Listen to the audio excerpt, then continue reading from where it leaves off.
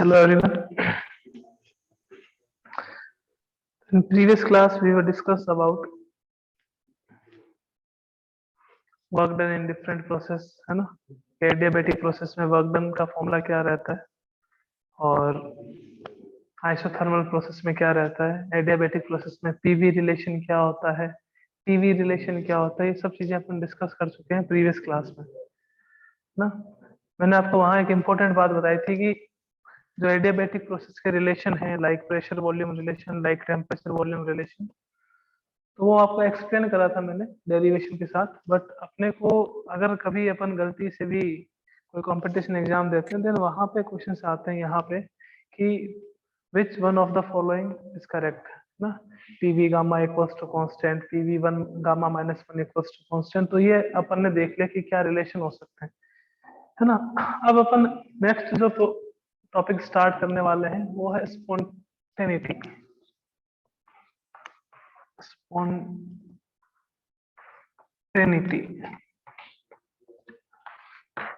Spontaneity क्या होती है वो अपन देखेंगे। क्या है स्पॉन्टेनिटी? एक्चुअल में प्रोसेस अपन देख के आ चुके हैं कि थर्मोडायनेमिक प्रोसेस में बहुत सारे प्रोसेस थे, जैसे कोई आइसोथर्मल प्रोसेस है, आइसोबारिक है, एडियाबैटिक है, या रिवर्सिबल है, इरिवर्सिबल है। ऐसे ही आपके पास दो टाइप के और प्रोसेस आते हैं, एक तो आता है स्पॉन्टेनियस और एक आता है अपने पास नॉन स्पॉन्टेनियस। कि sir what is the meaning of spontaneous and non spontaneous process? तो अगर अपन बात करें कि स्पॉन्टेनिटी की या स्पॉन्टेनियस प्रोसेस की, दोनों एक ही बात है ना।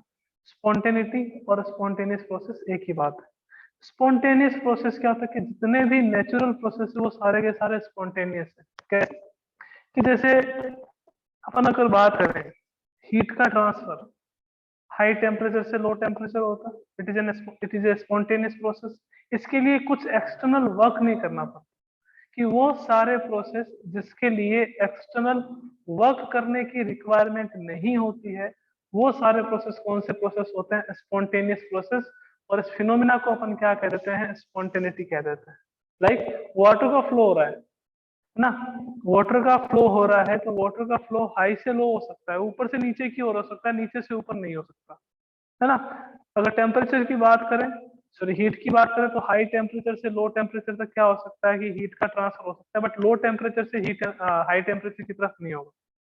तो ये सारे प्रोसेस जितने भी नेचुरल प्रोसेस हैं वो सारे के सारे कौन से प्रोसेस होते हैं? Spontaneous process. तो स्पॉन्टेनियस प्रोसेस को अपन कैसे डिफाइन कर सकते हैं कि वो सारे प्रोसेस जो विदाउट एनी एक्सटर्नल फोर्स या विदाउट एनी एक्सटर्नल वर्क के होते हैं, उस सारे प्रोसेस को अपन कौन सा प्रोसेस कहते हैं? स्पॉन्टेनियस प्रोसेस कहते हैं। उसको अपन क्या कहेंगे? स्पॉन्टेनियस प्रोसेस, है ना। तो sir example, all natural process are spontaneous process. जितने भी नेचुरल प्रोसेस हैं कि वाटर का फ्लो हो रहा है अपवर्ड डायरेक्शन टू डाउनवर्ड, है ना, फिर टेम्परेचर का हीट का ट्रांसफर हो रहा है हाई टेम्परेचर से लो टेम्परेचर, तो ये सारे कौन से प्रोसेस हैं आपके पास? स्पॉन्टेनियस। सेकंड आता है अपने पास non spontaneous. Non spontaneous non spontaneous process. Non spontaneous process क्या होगा कि वो सारे प्रोसेस जिसके लिए एक्सटर्नल वर्क की रिक्वायरमेंट होगी, आपको वो प्रोसेस कंप्लीट करने के लिए कुछ ना कुछ बाहर से वर्क करना पड़ेगा, तभी वो, या बाहर से फोर्स अप्लाई करना पड़ेगा तभी वो प्रोसेस क्या होगी? कंप्लीट। ये कैसे? कि अगर वाटर का फ्लो करना है नीचे से ऊपर की तरफ, तो अपने को मशीन स्टार्ट करनी पड़ेगी, एक्सटर्नल वर्क करना पड़ेगा, अदरवाइज वाटर का फ्लो नेचुरली नीचे से कभी ऊपर की तरफ पॉसिबल ही नहीं है। ऊपर से नीचे हो सकता है because it is natural phenomena, और नेचुरल फिनोमिना है तो वो स्पॉन्टेनियस हो गया। बट अपन कहें कि नीचे से ऊपर की ओर अपने को क्या करना है? वाटर का फ्लो करवाना, तो उसके लिए क्या करना पड़ेगा? एक्सटर्नल वर्क करना पड़ेगा। तो वो सारी प्रोसेस जिसके कंप्लीशन के लिए, जिसको कंप्लीट करने के लिए एक्सटर्नल वर्क करने की रिक्वायरमेंट है या फिर एक्सटर्नल फोर्स की रिक्वायरमेंट होती है, तो उस प्रोसेस को अपन कौन सा प्रोसेस कहते हैं? Spontaneous process, non spontaneous process कहते हैं। ठीक है, तो एक अपने पास आता है स्पॉन्टेनियस प्रोसेस, दूसरा अपने पास आता है नॉन स्पॉन्टेनियस। स्पॉन्टेनियस का मीनिंग कि जो विदाउट एक्सटर्नल वर्क कंप्लीट हो जाती है उसको स्पॉन्टेनियस कहते हैं। नॉन स्पॉन्टेनियस का मीनिंग जो विदाउट एक्सटर्नल वर्क या विदाउट एक्सटर्नल फोर्स कंप्लीट नहीं होती है, वो नॉन स्पॉन्टेनियस। क्लियर है? अब देखो यहाँ पे कि सर ये टॉपिक क्यों स्टार्ट करा, तो आगे आने वाली अपनी जो डेफिनेशन है वो अपने को रिएक्शन की स्पॉन्टेनिटी के बारे में बताएगी कि कब कोई केमिकल रिएक्शन स्पॉन्टेनियस होगी और कब कोई केमिकल रिएक्शन नॉन स्पॉन्टेनियस होगी।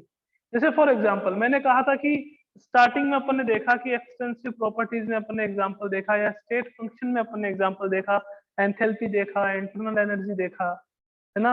अपन अगर बात करें पाथ फंक्शन में तो वहां पे अपने वर्क देखा, हीट देखा। तो वहां पे दो टर्म और आई थी, एक तो आई थी अपने पास एंट्रोपी और एक अपने पास आई थी गिब्स फ्री एनर्जी। तो both the entropy and Gibbs free energy explain करती है किसी भी केमिकल रिएक्शन की स्पॉन्टेनिटी को, कि रिएक्शन जो है वो आपके पास स्पॉन्टेनियस होगी या फिर नॉन स्पॉन्टेनियस होगी। तो इसके लिए यहाँ पे पहले मैंने आपको ये दोनों प्रोसेस जो है वो एक्सप्लेन करें कि what is the meaning of spontaneous process and what is the meaning of non spontaneous process, है ना। ताकि अगर मैं कह दूं कि भैया इसकी वैल्यू ये हो तो स्पॉन्टेनियस होगा, इसकी वैल्यू ये हो तो नॉन स्पॉन्टेनियस होगा, तो वो उस समय प्रॉब्लम ना हो कि सर हमें पता ही नहीं है कि what is the meaning of spontaneous and non spontaneous process. तो स्पॉन्टेनियस जो विदाउट एनी एक्सटर्नल फोर्स या without any external work complete होता हो वो स्पॉन्टेनियस, और नॉन स्पॉन्टेनियस का मतलब कि जो विदाउट नहीं, विथ, है ना, विथ एक्सटर्नल फोर्स या विथ एक्सटर्नल वर्क अगर आपको करना पड़े इस चीज को कंप्लीट करने के लिए तो आपके पास नॉन स्पॉन्टेनियस होगा। तो अपनी नेक्स्ट जो डेफिनेशन आ रही है वो अपने पास क्या है, एंट्रोपी।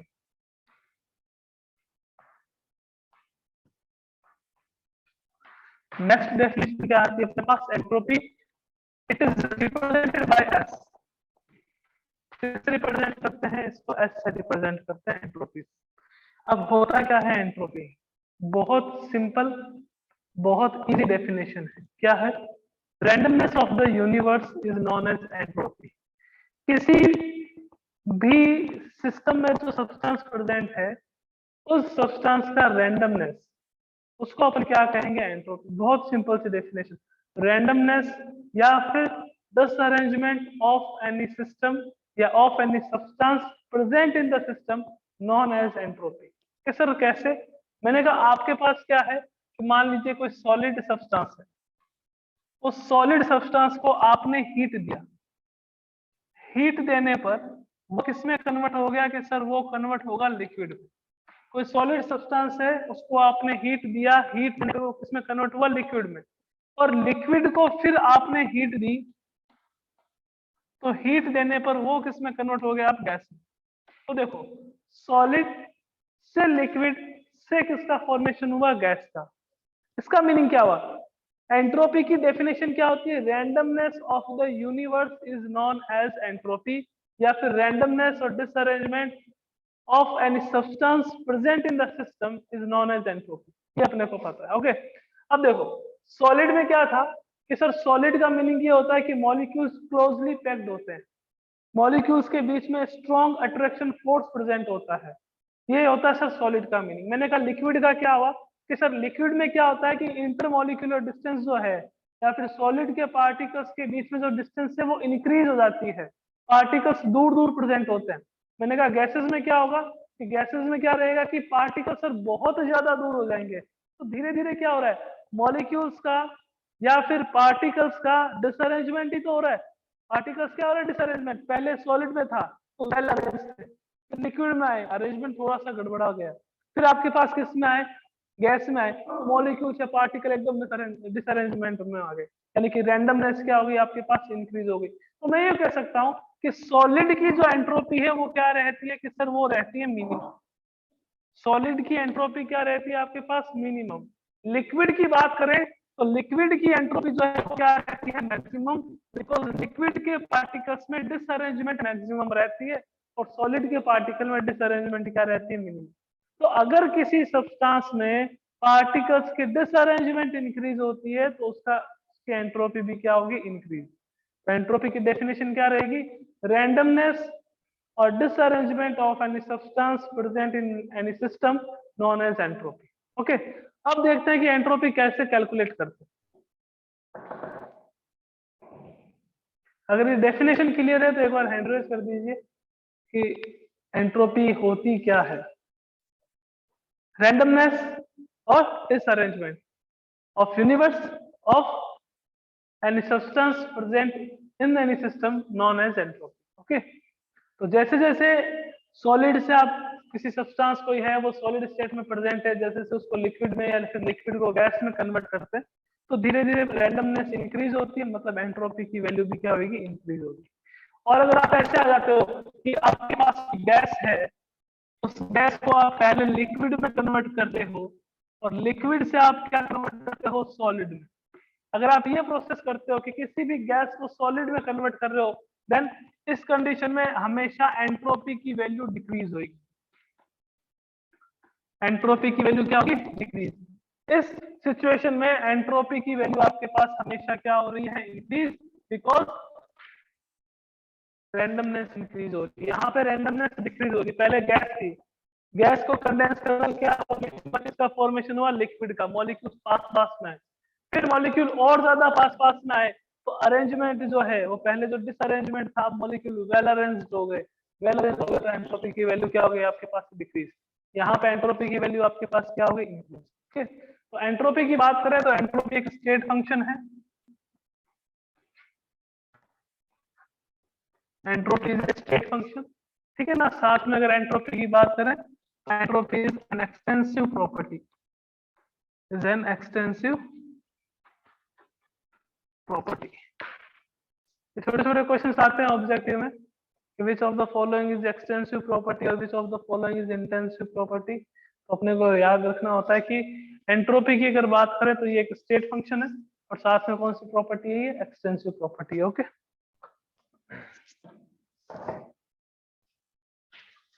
तो अगर एंट्रोपी क्या होती है, ये अगर डेफिनेशन क्लियर है तो एक बार हैंड रेज कर दीजिए। आगे एंट्रोपी का फॉर्मूला कैसे डिराइव करते हैं।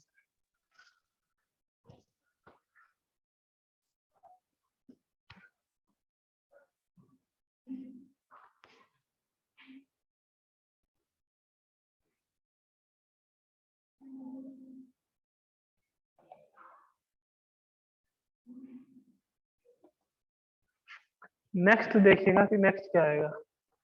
अब एंट्रोपी के लिए बात करें तो एंट्रोपी का कोई सीधा यूं तो फॉर्मूला है नहीं कि जैसे फॉर एग्जांपल डेल्टा एच का फॉर्मूला था कि delta H equals to delta E plus P delta B. जैसे आपके पास वर्क डन का फॉर्मूला था W equals to minus P D V. ऐसा एंट्रोपी का कोई ऐसा फॉर्मूला नहीं होता। एंट्रोपी के लिए क्या करते हैं अपन, एंट्रोपी कैलकुलेट करते हैं कि delta H equals to Q reversible, आपके पास एंट्रोपी का फॉर्मूला आता है Q reversible upon T. Q means आपके पास क्या हो गया, heat. Q reversible upon T. अब क्यू रिवर्सिबल की बात करें उसका फॉर्मूला क्या रहता है, Q reversible equals to delta E plus P delta B. ये आपके पास इक्वेशन फर्स्ट, ये आपके पास आ गया इक्वेशन सेकंड। इसको यूं भी लिख सकते हैं Q reversible equals to B E plus P D V. लिख सकते हैं ऐसे, स्मॉल चेंज हो या फिर एवरेज हो तो आपको पता है। अब मैंने आपको बताया था कि इंटरनल एनर्जी का पूरा क्या होता है, बीई का पूरा वो होता है एनसीवीडीटी। जो क्लास में आ रहे हैं तो पता है कि एन इक्वल्स टू क्या होता है, नंबर ऑफ मोल्स। सीवी क्या होता है, specific heat capacity at constant volume. DT क्या हो गया, change in temperature. Q reversible क्या है आपके पास, Q reversible equals to NCVDT plus अपने पास क्या आ गया,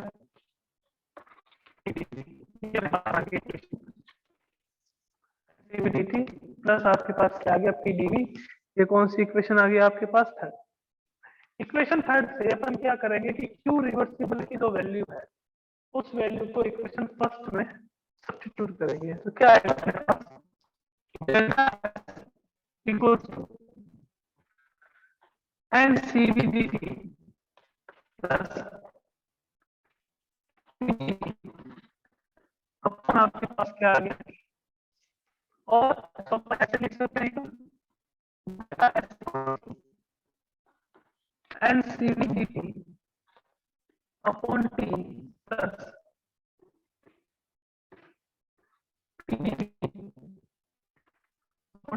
ऐसे लिख सकते हैं इस इक्वेशन को। ये हो गया चेंज इन एंथैल्पी का, सॉरी चेंज इन एंट्रोपी का formula, NCVT upon T plus PdV upon, ये आपके पास आ गया इक्वेशन नंबर 4, ठीक है ना। इसको काम करेंगे इंटीग्रेशन, देखिए पहले अपन आइडियल की बात कर रहे हैं, क्या PV इक्वल्स टू क्या होता है nRT।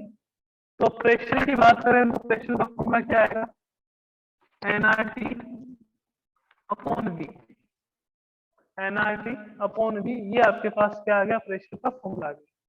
यहाँ क्या है आपके पास PBV, तो यहाँ पे क्या है ये प्रेशर, इस प्रेशर की जगह मैं nRT अपॉन V लिख दूं, अगर आपको कोई प्रॉब्लम नहीं हो, नहीं हो तो भी कुछ नहीं कर सकते, बिकॉज यहाँ पे प्रेशर इक्वल्स टू क्या है, nRT अपॉन V है। देखो delta S equals to NCVDT upon T plus P की जगह क्या रखेंगे, nRT dV upon TV, T से T क्या हो गया आपके पास, कैंसिल आउट हो गया, डेल्टा एस क्या आएगा, NCVDT upon T plus NR dV अपॉन V, ये आपके पास इक्वेशन आ गई, ठीक है। इस इक्वेशन का तो करते हैं T1 से लेकर के T2 तक इंटीग्रेशन, T1 से T2 तक इंटीग्रेशन, और इस इक्वेशन का करते हैं अपन V1 से V2 तक इंटीग्रेशन, V1 से कहां तक करेंगे, V2 तक। तो क्या आएगा अपने पास, तो देखो delta S equals to NCV, ये कांस्टेंट है, ये क्या आ गया, DT अपॉन T, T1 से क्या आ गया आपके पास T2 प्लस NR कांस्टेंट है, यहां क्या आएगा V1 से V2 dV अपॉन V, क्लियर है। जो कांस्टेंट है उनका इंटीग्रेशन नहीं होगा, बाकी का इंटीग्रेशन करेंगे। तो dt अपॉन T का इंटीग्रेशन क्या आएगा, ये आपको भी पता है ना, और dV अपॉन V का इंटीग्रेशन क्या आएगा, ये भी आपको पता है, क्या आएगा, delta S equals to NCV natural log T2 upon T1 plus NR natural log V2 upon क्या आ गया आपके पास V1। नेचुरल लॉग को अगर अपन लॉग में कन्वर्ट करें तो क्या होता है, ln इक्वल्स टू 2.303 लॉग, ये आता है। ln को अगर लॉग बेस 10 में कन्वर्ट करें तो किससे मल्टीप्लाई करेंगे, 2.303 से मल्टीप्लाई करेंगे, मल्टीप्लाई करने के बाद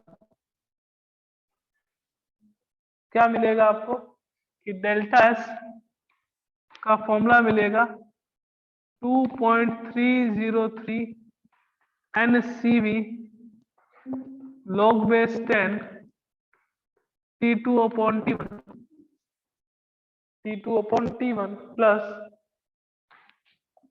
2.303 NR log base 10 V2 upon आपके पास क्या आ जाएगा V1, ये एंट्रोपी का, चेंज इन एंट्रोपी का फॉर्मूला आ गया अपने पास, जिसको अपन ने बॉक्स में बंद करा। वॉल्यूम गिवन होगा V2 V1 final initial, temperature given होगा फाइनल इनिशियल, आपको तो क्या करना है, फॉर्मूले में वैल्यू पुट करनी है, अपने पास आंसर आ जाए। अब अगर आपके पास प्रोसेस आइसोथर्मल हो,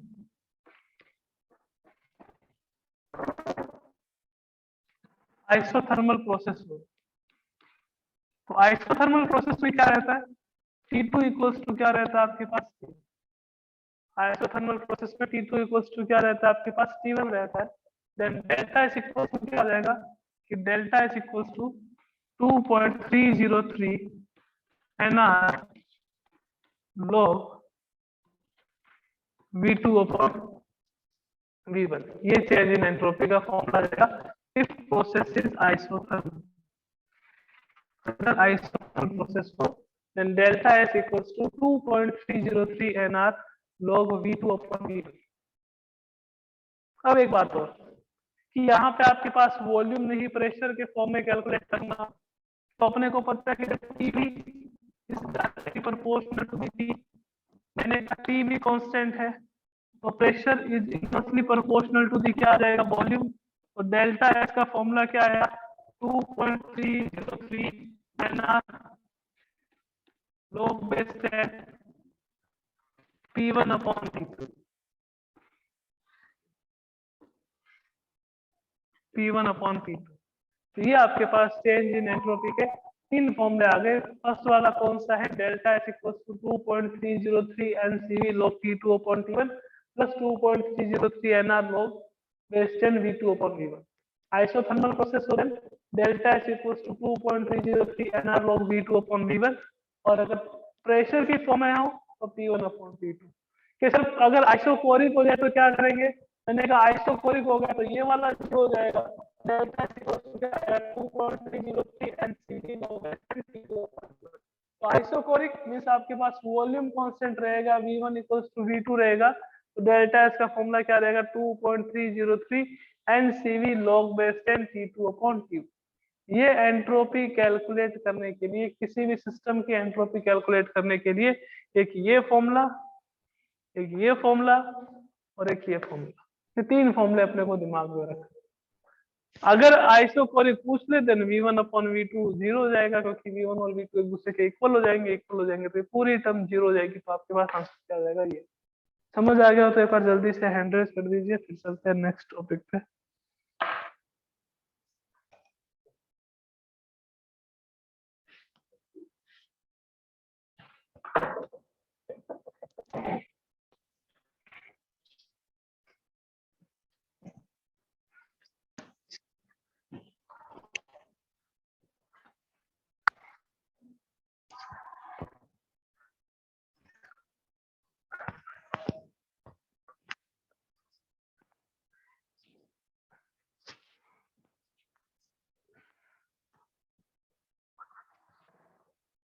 नेक्स्ट डिफरेंट टर्म्स आती है एंट्रोपी की, कौन कौन सी वो देखते हैं। Entropy of fusion, entropy of fusion क्या होता है, फ्यूजन का मीनिंग क्या होगा कि कोई भी सॉलिड सब्सटेंस को इसमें कन्वर्ट करना, लिक्विड में कन्वर्ट करना, उसको हम क्या कहते हैं, फ्यूजन कहते हैं। तो एंट्रोपी ऑफ फ्यूजन क्या होगा कि किसी भी सॉलिड सब्सटेंस को लिक्विड में कन्वर्ट करने के लिए जिस अमाउंट ऑफ हीट की रिक्वायरमेंट होती है उसको अपन कहते हैं एंट्रोपी ऑफ फ्यूजन। तो अगर एंट्रोपी ऑफ फ्यूजन आपको कैलकुलेट करना हो तो क्या करेंगे, delta H equals to delta H fusion upon temperature. यहाँ पे जो आपके पास टेम्परेचर होगा वो क्या होगा, melting point of solid, melting point of solid. ये तो हो गया enthalpy of entropy of fusion. Entropy of fusion का मीनिंग क्या हुआ कि किसी भी सब्सटेंस के 1 किलोग्राम वेट जो है, 1 किलोग्राम मास जो है, उसको उसके सॉलिड स्टेट से लिक्विड में कन्वर्ट करने के लिए जो एंट्रोपी में चेंज होता है, उस चेंज इन एंट्रोपी को अपन क्या कहते हैं, एंट्रोपी ऑफ फ्यूजन। ऐसे ही आपके पास एक और डेफिनेशन आती है, एंट्रोपी ऑफ वेपराइजेशन। अब वेपराइजेशन का मीनिंग क्या होता है ये आपको पता है कि कोई भी लिक्विड अगर है, उस लिक्विड को कन्वर्ट करना किसमें, उसकी gaseous form, conversion of liquid into its gaseous form. तो वो इस आपके पास डेफिनेशन रहेगी कि 1 लीटर ऑफ लिक्विड को कन्वर्ट करना उसकी लिक्विड स्टेट से उसकी गैसियस स्टेट में, तो उस टाइम में जो आपके पास चेंज इन एंट्रोपी होती है उसको अपन क्या कहते हैं, एंट्रोपी ऑफ वेपराइजेशन कहते हैं। उसका फॉर्मूला क्या होता है, delta S equals to delta H vaporisation upon आपके पास टेम्परेचर। अब ये जो टेम्परेचर है वो क्या रहता है, boiling point of liquid, boiling point of liquid. Boiling point of liquid का मीनिंग क्या है, आप देखो बॉइल होगा तभी तो वो लिक्विड से गैस में जाएगा, लिक्विड से वेपर का फॉर्मेशन करेगा, मेल्ट होएगा तभी तो वो सॉलिड से कहाँ जाएगा, लिक्विड में जाएगा। तो यहाँ पे जो टेम्परेचर होगा वो लिक्विड का सॉलिड का मेल्टिंग पॉइंट होगा, यहाँ जो टेम्परेचर होगा वो लिक्विड का क्या रहेगा आपके पास बॉइलिंग पॉइंट रहेगा। तो एंथैल्पी में एंट्रोपी में चेंज कब, जब आप 1 मोल को लेके ले लीजिए कि 1 मोल ऑफ सॉलिड को कन्वर्ट करते हैं 1 मोल ऑफ लिक्विड में, तो उसके लिए जो चेंज इन एंट्रोपी होती है उसको अपन एंट्रोपी ऑफ फ्यूजन कहते हैं। 1 मोल ऑफ लिक्विड को कन्वर्ट करते हैं 1 मोल ऑफ गैस में, तो उसके लिए जो एंट्रोपी में चेंज आता है उसको अपन क्या कहते हैं, एंट्रोपी ऑफ वेपराइजेशन कहते हैं। ओके, एक और आता है आपके पास डेफिनेशन,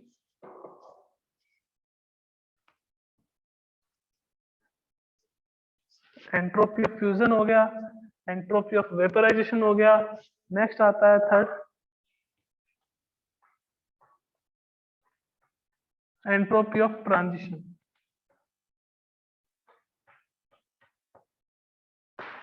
ये किसके लिए होती है, जब भी आप एक एलोट्रोप को दूसरे एलोट्रोप में कन्वर्ट करते हो, कि जैसे आपके पास डायमंड है, डायमंड को ग्रेफाइट में कन्वर्ट करने के लिए या ग्रेफाइट को डायमंड में कन्वर्ट करने के लिए जो आपके पास जिस एंट्रोपी की रिक्वायरमेंट होती है या जो एंट्रोपी में चेंज होता है उसको अपन क्या कहते हैं, एंट्रोपी ऑफ ट्रांजिशन कहते हैं। इसके लिए भी फॉर्मूला क्या आएगा, delta H equals to delta H upon T. ये टी अब क्या है, ट्रांजिशन टेम्परेचर, एक दूसरे एलोट्रोप में कन्वर्ट करने के लिए जो एंट्रोपी में चेंज आता है उसको अपन क्या कहते हैं, एंट्रोपी ऑफ ट्रांजिशन। ठीक है, तो ये आपके पास एंट्रोपी की कुछ और जनरल डेफिनेशन थी कि एंट्रोपी ऑफ वेपराइजेशन क्या होता है, एंट्रोपी ऑफ फ्यूजन क्या होता है, एंट्रोपी ऑफ ट्रांजिशन क्या होता है। अब बात कर लेते हैं कि कब स्पॉन्टेनियस प्रोसेस होगी, कब नॉन स्पॉन्टेनियस प्रोसेस होगी, यानी कि स्पॉन्टेनिटी की बात कर लेते हैं। अगर कोई भी केमिकल रिएक्शन के लिए डेल्टा एस की वैल्यू यानी कि चेंज इन एंट्रोपी की वैल्यू आपके पास पॉजिटिव में आती है, पॉजिटिव में आती है, then the reaction will be spontaneous. Reaction क्या रहेगी आपके पास, स्पॉन्टेनियस रहेगी। मींस रिएक्टेंट से किसका फॉर्मेशन होगा, प्रोडक्ट का फॉर्मेशन होगा if delta S equals to positive. अगर आपके पास किसी भी रिएक्शन के लिए डेल्टा एस की value then the reaction will be present in equilibrium, means reactant से प्रोडक्ट और प्रोडक्ट से रिएक्टेंट का क्या होता रहेगा, फॉर्मेशन होता रहेगा, रिएक्शन कंप्लीट नहीं होगी। ठीक है, और अगर आपके पास डेल्टा एस की वैल्यू नेगेटिव हो देन रिएक्शन जो है वो नॉन स्पॉन्टेनियस होगी, मीन्स रिएक्शन कंप्लीट नहीं होगी, नॉन स्पॉन्टेनियस रिएक्शन होगी, रिएक्शन कंप्लीट नहीं होगी। तो ये डेल्टा एस पे कैसे स्पॉन्टेनिटी डिपेंड करती है, एंट्रोपी पे कैसे स्पॉन्टेनिटी डिपेंड करती है, ये भी मैंने आपको बताया कि डेल्टा एस की वैल्यू अगर पॉजिटिव रहेगी then reaction will be spontaneous, means reactant से प्रोडक्ट का फॉर्मेशन होगा। अगर डेल्टा एस की वैल्यू 0 रहेगी देन रिएक्शन जो है वो कहाँ रहेगी, इक्विलिब्रियम में। और अगर डेल्टा एस की वैल्यू आपके पास नेगेटिव रहती है तो रिएक्शन जो है वो नॉन स्पॉन्टेनियस रहेगी। तो स्पॉन्टेनिटी कैसे डेल्टा एस पे यानी कि चेंज इन एंट्रोपी पे डिपेंड करती है, ये आपको इतना ही ध्यान रखना है अभी तक तो, कि स्पॉन्टेनिटी कैसे डिपेंड करती है delta S, positive, zero, negative. Okay, तो ये एक टर्म थी एंट्रोपी, वो अपना कंप्लीट हुआ, एक टॉपिक एंट्रोपी था वो अपना कंप्लीट हुआ। नेक्स्ट एक टॉपिक रहेगा अपने पास इसमें थर्मोडायनामिक्स वाले पार्ट का लास्ट, वो क्या है आपके पास, गिब्स फ्री एनर्जी। मैं कह रहा हूँ थर्मोडायनामिक्स का लास्ट, है ना। स्टार्टिंग में मैंने आपको कहा था कि अपन थर्मोडायनामिक्स के साथ साथ थर्मोकेमिस्ट्री भी देखेंगे ना, डायनामिक वाले पोर्शन के साथ साथ केमिस्ट्री के कोई भी केमिकल रिएक्शन में क्या चेंजेस होते हैं हीट में उसके बारे में। तो डायनामिक्स का लास्ट पोर्शन रहेगा गिब्स फ्री एनर्जी, उसके बाद अपन थर्मोकेमिस्ट्री स्टार्ट करेंगे ना। तो मंडे को अपन डिस्कस करेंगे किस पे, एक तो गिब्स फ्री एनर्जी पे, और साथ में अपन स्टार्ट करेंगे कौन सा टॉपिक, थर्मोकेमिस्ट्री वाला, कि जब भी कोई एक केमिकल रिएक्शन होती है तो वहां पे किस किस टाइप का एंथैल्पी में या किस किस टाइप के हीट में क्या क्या चेंजेस होते हैं, एक्सोथर्मिक है, एंडोथर्मिक है, हीट ऑफ फॉर्मेशन है, हीट ऑफ कंबंशन है, ये सारी डेफिनेशन क्या है ये अपन मंडे की क्लास में डिस्कस करेंगे। ओके, मिलते हैं नेक्स्ट क्लास में, थैंक यू।